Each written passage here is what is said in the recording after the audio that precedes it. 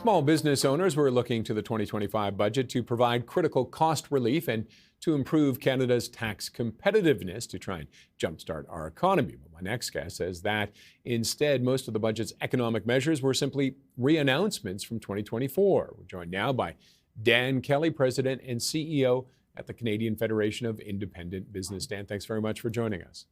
Good morning. So I'm going to guess you think it was a disappointment.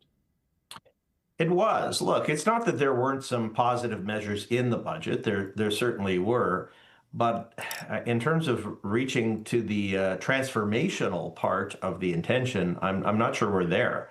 We were looking for something much bigger, a much bigger incentive for businesses to grow at this time when there's just so much choking level of uncertainty in the economy right now.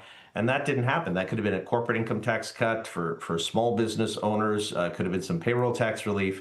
Unfortunately, while there were some good measures for speeding up depreciation and writing off of some capital spends, not a lot else.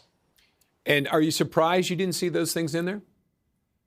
I am. Look, based on the hype that the government provided about this being the big transformation to our economy, if you're going to do that, you need to count on small businesses as a huge part of that. I'm super happy that we're talking about getting some of these major projects off the ground. It remains to be seen whether that will happen. But at the same time, if every small business in the country created one job, we'd have 1 million new jobs, as opposed to a big check to an auto manufacturer or another big player that might create 500 or 1,000 jobs. And these are the kinds of investments. To do this, we don't need a bunch of programs. What we need is some tax relief, some regulatory relief, and allow entrepreneurs to get to the things that they do best. And how would independent businesses fit in with this whole vision of the transformational, generational? Are they big enough to fit in with some of those projects, do you think?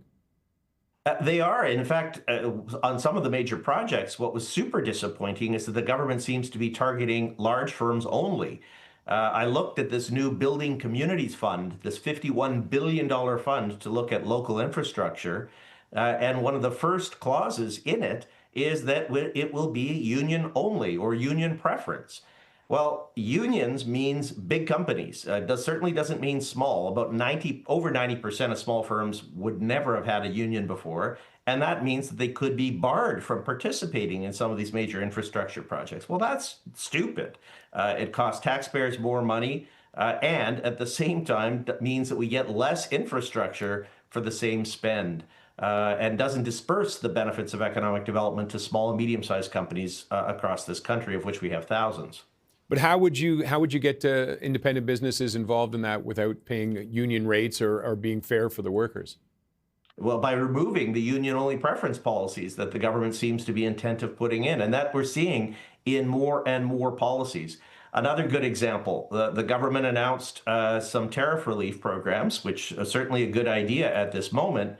The tariff relief program for small business is $1 billion loan program developed by regional economic development agencies like ACOA in Atlantic Canada. And when we looked at the fine print of these deals, almost all of them bar small businesses, many small businesses, from participating because they're too small. The small business programs that the government has announced are not accessible to small businesses because they are too small. This makes no sense. Any idea what the rationale might be behind that? I think because for administrative ease on the bureaucracy side of approving perhaps a loan program, they want to see a track record and a certain size threshold. The Quebec program is only for manufacturers, only above 2 million in sales. BC, you have to have 10 employees.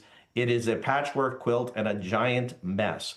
So we've seen a lot of good intentions out of Ottawa, but unfortunately, like many times, programmatic solutions fail because as soon as business owners look into them, they realize, gosh, I'm not going to touch that with a 10-foot pole. It's a waste of time. Now, you mentioned there were some positives. What were some of the things that you actually liked?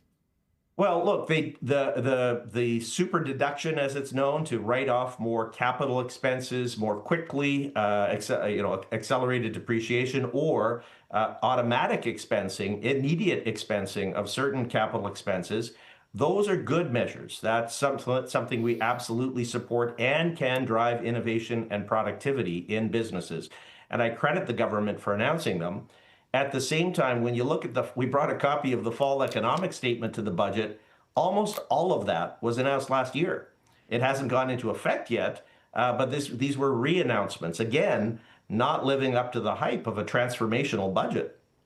Now, do you have any optimism that they might tweak this, or what is it, and what does it mean for small independent businesses moving forward?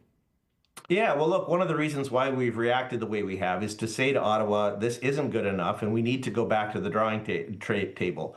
The budget, of course, lays out a framework for the year, but every single moment there are new and big changes made to programs as we go forward, to taxes as we go forward.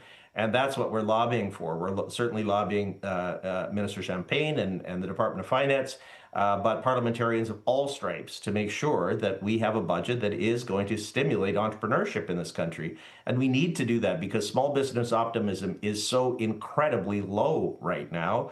I worry a strong wind could knock down some of these businesses these days. And yet it seems like that immediate help, if your business is struggling, it's just not there.